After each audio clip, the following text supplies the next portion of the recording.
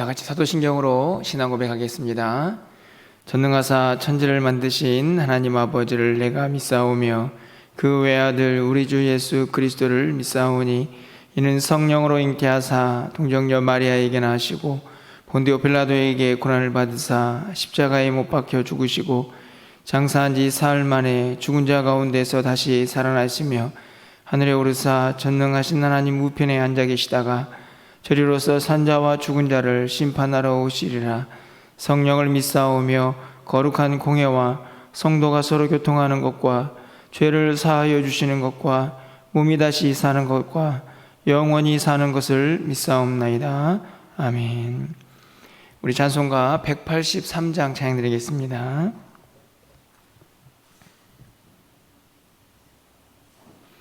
183장입니다. 빈들의 마른 풀같이.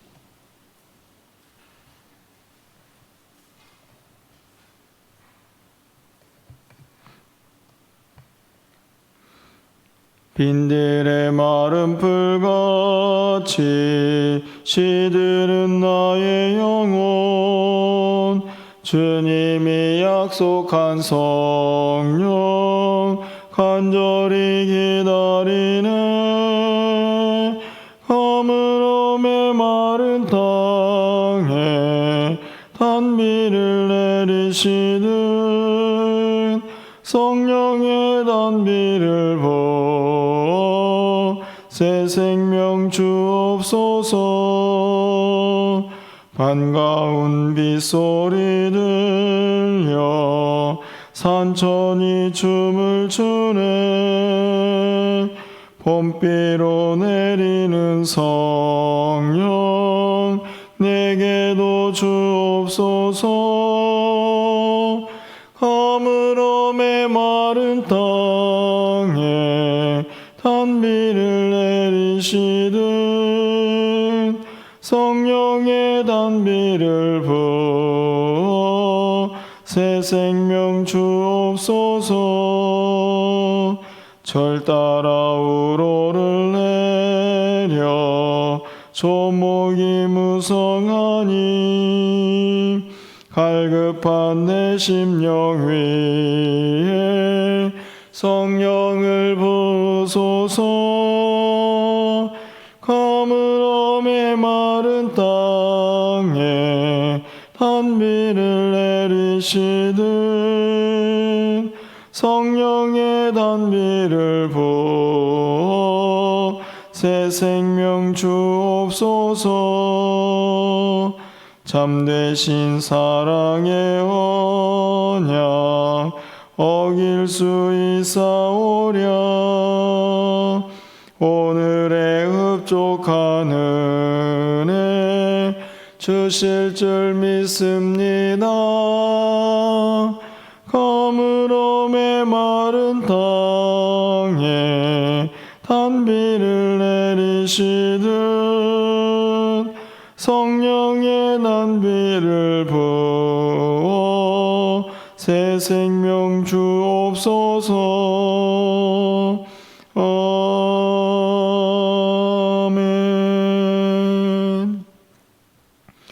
오늘 하나님 말씀은 이사야 61장 1절에서 11절까지 말씀입니다. 구약성경 1042쪽에 있습니다. 이사야 61장 1절에서 11절까지의 말씀을 한 절씩 교독하고 마지막 절은 함께 읽겠습니다. 주 여호와의 영이 내게 내리셨으니 이는 여호와께서 내게 기름을 부으사 가난한 자에게 아름다운 소식을 전하게 하려 하심이라. 나를 보내사 마음이 상한 자를 고치시며 포로된 자에게 자유를, 갇힌 자에게 노임을 선포하며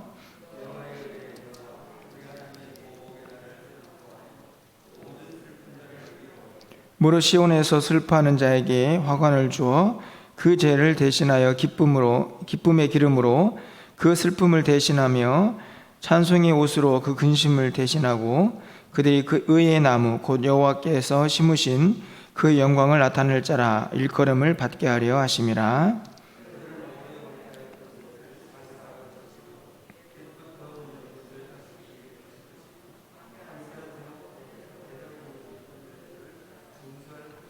외인은 서서 너희 양떼를 칠 것이요 이방 사람은 너희 농부와 포도원지기가 될 것이나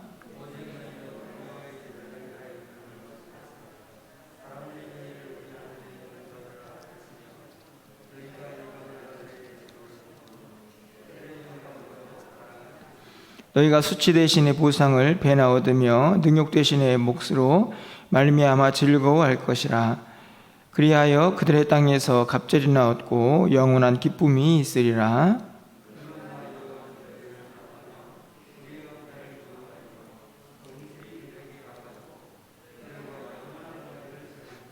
그들의 자손을 문나라 가운데 그들의 후손을 만민 가운데에 알리리니 무릇 이를 보는 자가 그들은 여호와께 복받은 자손이라 인정하리라.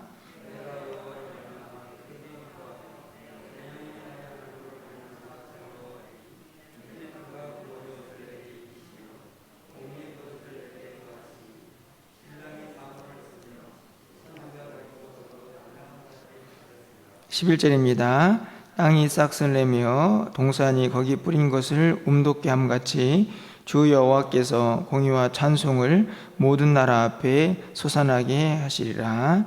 아멘. 이사야가 드디어 이제 거의 끝자락에 와 있습니다. 오늘 61절 말씀을 읽었는데요. 저희가 이사야서를 40장부터 시작을 했던 기억이 납니다. 여러분 혹시 40장 시작이 어떻게 되고 있었는지 혹시 기억을 하십니까? 이사야 40장, 다시 말하면 이사야 후반부는 하나님께서 이스라엘 백성들을 향한 회복 그리고 소망의 메시지를 주로 담고 있다고 말씀을 드렸는데요. 그 40장의 시작이 하나님의 백성을 위로하라 라는 말씀으로 시작이 됩니다. 너는 위로하라, 내 백성을 위로하라, 이렇게 시작을 하고 있는데요. 이사야 끝자락에 와서도 어찌 보면 하나님의 백성을 향한 위로, 그들을 향한 소망의 메시지들이 계속해서 담겨져 있다고 생각이 듭니다. 오늘 본문에 있는 말씀을 보면 구체적으로 그 위로가 무엇인가 하는 것을 좀 우리에게 다시 한번 상기시키는 말씀이 아닌가 그렇게 생각이 되는데요. 1절부터 3절까지의 말씀을 보면 위로를 받아야 할 자들이 어떤 자들인가 하는 구체적인 대상이 기록이 되어 있습니다. 가난한 자, 마음이 상한 자, 포로된 자, 갇힌 자, 또 슬픈 자, 또 슬퍼하는 자, 이런 대상들이 등장을 하는데요. 이 단어들을 보면 이 시대가 어찌 보면 참 위로가 필요한 시대다라는 생각이 들게 됩니다. 가난한 자, 또 이런저런 일들로 마음이 상한 자, 이런저런 여러 가지 것들로 무엇인가에 붙잡혀서 살아가는 사람들, 또 그로 인해서 이런저런 슬픔이 우리 안에 있게 되는데요.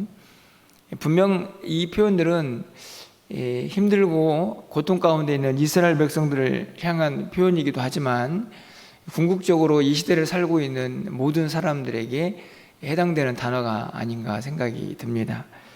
그런 의미에서 보면 우리 이 시대를 살고 있는 모두가 믿는 사람이든 믿지 않는 사람들이든 하나님의 진정한 위로가 필요하지 않을까 하는 생각이 들게 되는데요.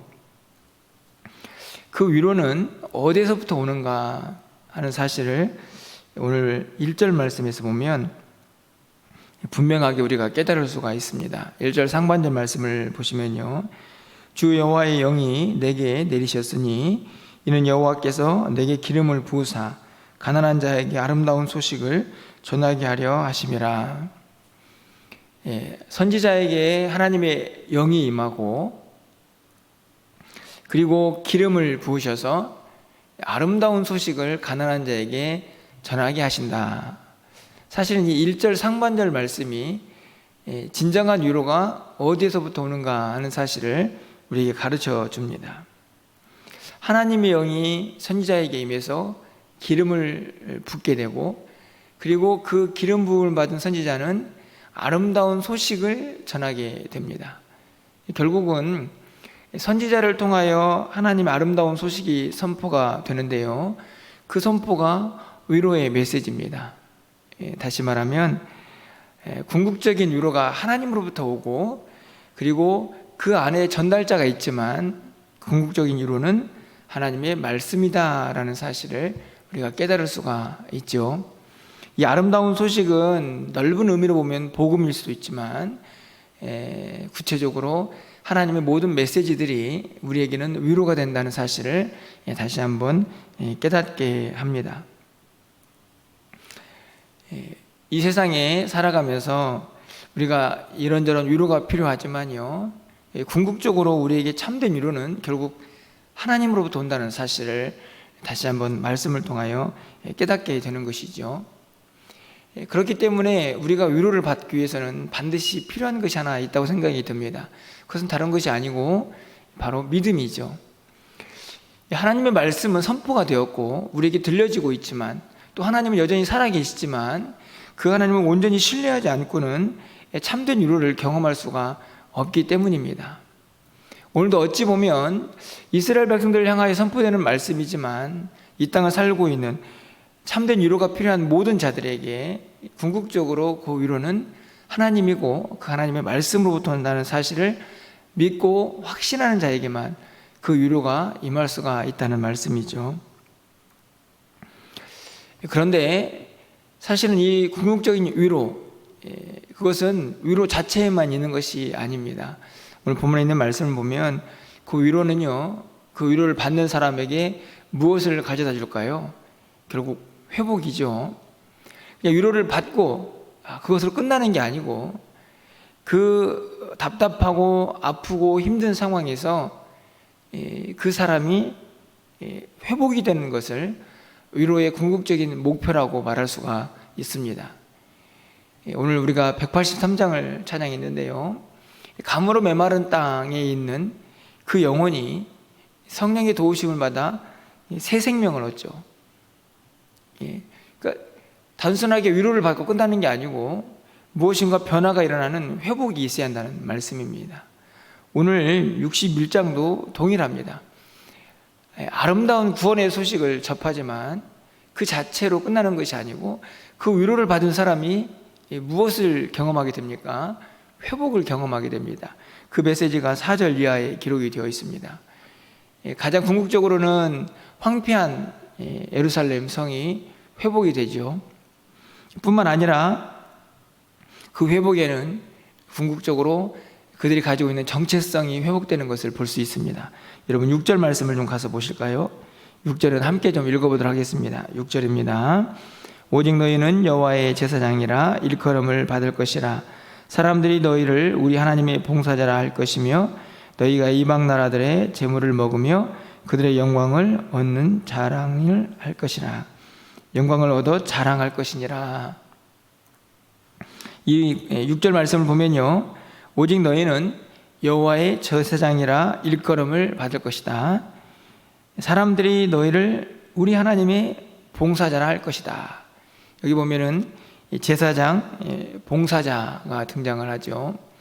다 무엇입니까? 이스라엘 백성들을 향한 표현들입니다. 어찌 보면 이미 그들이 가지고 있는 사명의 모습이라고 할 수 있습니다. 그것을 다시 회복하는 것이죠. 단순하게 위로를 받고 끝나는 것이 아니고 그들이 가지고 있는 정체성, 그것을 회복하게 될 것이다 라는 약속의 말씀입니다. 제사장, 봉사자, 어떤 면에서 보면은 동일한 의미라고 볼 수가 있습니다. 왜냐하면 하나님을 섬기고 또 하나님 앞에서 이런저런 사역들을, 주어진 사명들을 감당하는 사람들이기 때문이죠. 그런데 이 단어들은 조금 다르게 접근을 할 수가 있다고 생각이 드는데요, 여호와의 제사장이라는 말씀을 좀 보면 하나님 앞에서 제사장으로 섬기는 자가 분명한데요, 이 제사장의 역할이 무엇입니까? 이 제사장은 바로 중재자의 역할을 하죠. 이스라엘 백성들이 죄를 지으면 제사장들이 그 죄를 대신해서 하나님 앞에 나와 제사를 지냅니다.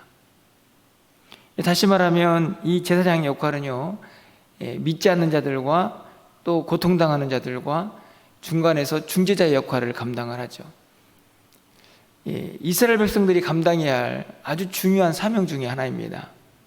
바로 복음을 접하고 우리가 감당해야 될 사명이기도 하죠.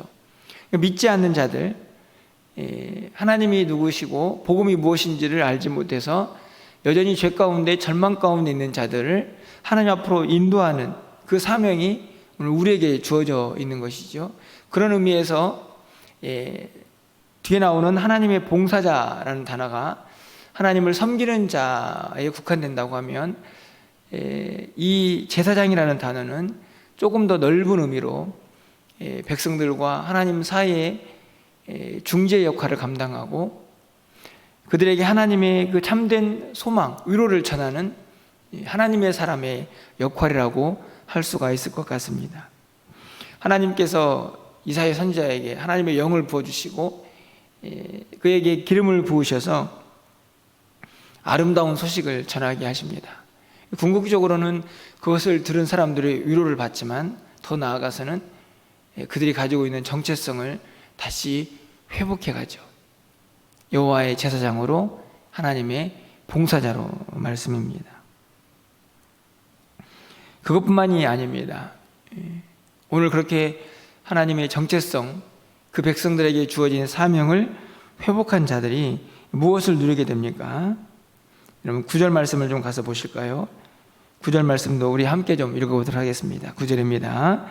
그들의 자손을 문 나라 가운데에 그들의 후손을 만민 가운데에 알리리니 무릇 이를 보는 자가 그들은 여호와께 복받은 자손이라 인정하리라.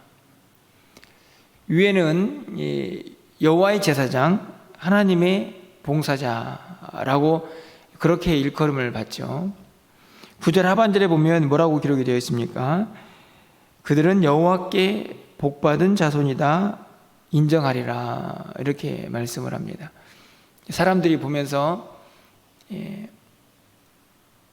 1차적으로는 이스라엘 백성들을 향해서 뭐라고 얘기합니까? 야, 여호와께 복받은 자들이다 이렇게 인정을 한다는 말씀입니다. 이 회복이 왜 중요할까요? 이스라엘 백성들이 바벨론에 예루살렘이 멸망을 당하고 포로가 될 때에 사람들이 무엇이라고 그들을 비난하고 조롱했습니까?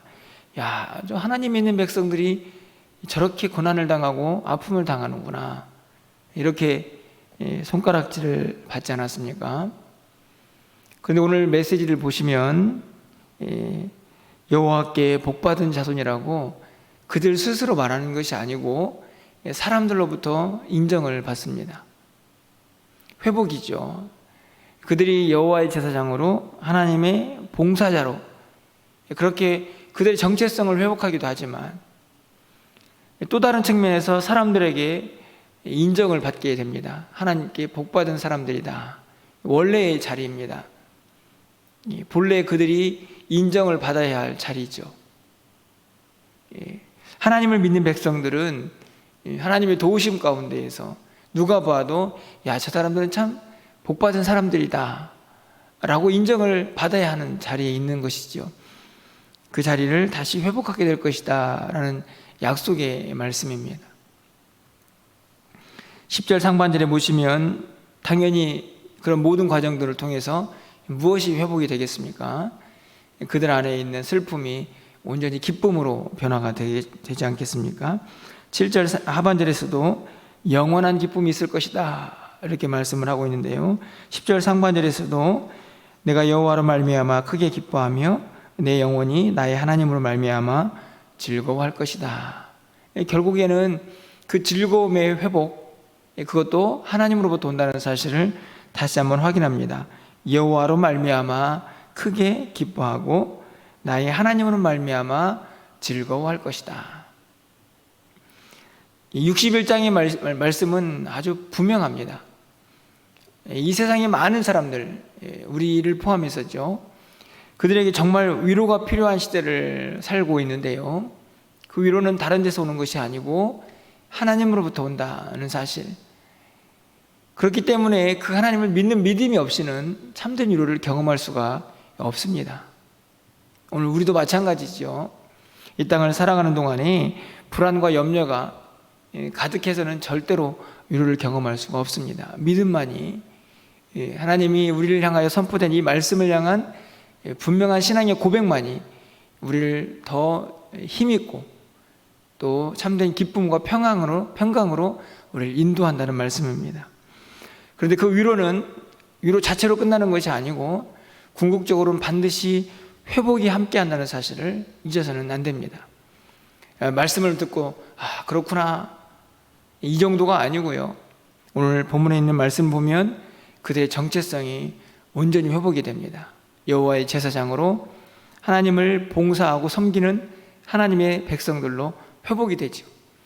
그래서 궁극적으로는 사람들에게 저 사람들은 참 하나님의 복을 받은 사람들이다 라는 사실도 확인이 되고 인정을 받게 됩니다. 저는 오늘 이 말씀을 읽으면서요, 오늘 내일도 계속 반복이 되겠지만 아멘이다 이런 생각이 들었습니다. 아멘입니다. 말씀 그대로, 선포된 말씀 그대로, 아름다운 소식 그대로 우리가 아멘으로 받고 그 말씀 속에서 우리가 소망을 붙잡을 때에 우리에게 위로가 넘치고 그 위로를 통해서 우리에게도 진정한 회복이 임하게 될 것이라는 사실을 오늘 우리가 아멘으로 받고 확인하는 것입니다. 오늘 여러분 새벽에 나와서 기도하는 우리 모든 성도님들의 마음속에도 오늘 본문의 이 말씀을 통해서 내가 지금 이렇게 힘들고 어려운데 무슨 위로가 돼? 무슨 회복의 메시지가 나에게 의미가 있어? 이렇게 생각한다고 하면 오늘 이 말씀이 그냥 허공을 치는 말씀에 불과하겠죠. 하지만 여러분 마음속에 아멘이라는 이 확실한 한 단어를 분명하게 붙잡으시고 오늘 이 땅을 살아가는 동안에 이 믿음을 통하여 우리에게 주신 하나님의 위로와 그리고 궁극적인 회복 그리고 우리의 삶에서 넘쳐나는 그 기쁨을 마음껏 누리실 수 있는 저와 여러분 되시기를 주님의 이름으로 축원합니다. 기도하겠습니다. 사랑의 하나님, 오늘 이 자리에 모여서 또 영상으로 예배하는 우리 사랑하는 성도들의 마음속에 참된 위로가 있습니까? 저들의 마음속에 기쁨이 있습니까? 이 땅을 살아가면서 하나님을 믿는다 외치고 고백하지만 과연 우리에게 진정한 위로가 있고 그 위로를 통하여 우리에게 기쁨이 있는지 우리의 모습을 돌아봅니다. 하나님, 어디에서부터 잘못이 된 것인가요? 이 땅을 분명히 하나님의 말씀과 하나님의 위대하심과 전능하신 살아계신 하나님과 함께한다고 그렇게 외치며 살고 있지만 우리에게 진정한 위로가 회복과 소망과 기쁨이 넘쳐나고 있는지 다시 한번 말씀을 통하여 우리의 모습을 돌아봅니다.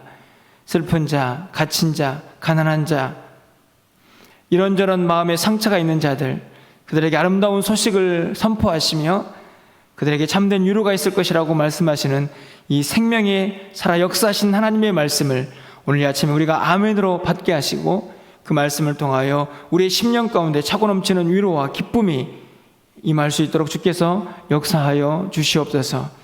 하나님, 사랑하는 성도들의 마음속에도 이 위로가 넘쳐나게 하시고 단순히 위로를 받는 것으로 끝나는 것이 아니라 우리가 하나님 앞에서 해야 할 일들, 하나님의 사람으로 마땅히 감당해야 할 그 사명의 자리를, 그 정체성을 회복할 수 있는 은혜가 있게 하여 주시옵소서. 여호와의 제사장으로 또 하나님의 봉사자로 하나님을 온전히 섬기는 믿음의 사람들 될 수 있도록 주께서 인도하여 주시옵소서. 세상의 많은 사람들에게 하나님을 믿는 사람들이 하나님으로부터 복받은 자들임을 다시 한번 인정을 받고 확인할 수 있는 믿음의 자리에 우리 모두가 나아갈 수 있도록 주께서 역사하여 주시옵소서. 오늘도 주 앞에 기도합니다. 하나님, 우리를 위로하여 주시고 우리를 회복시켜 주시고 하나님의 귀한 사명의 자리를 아버지 하나님 회복할 수 있는 믿음의 사람들이 다 될 수 있도록 주께서 역사하여 주시옵소서. 오늘도 우리의 기도를 들어응답하여 주시고 우리 교회 가운데에도 우리 가정 가운데에도 이런 아름다운 회복이 임할 수 있도록 주께서 역사하여 주시옵소서. 오늘도 우리의 모든 삶에 주님의 인도하심과 하나님의 동행하심이 늘 함께하기를 간절히 소망하옵고 예수 그리스도의 이름으로 기도합나이다. 아멘.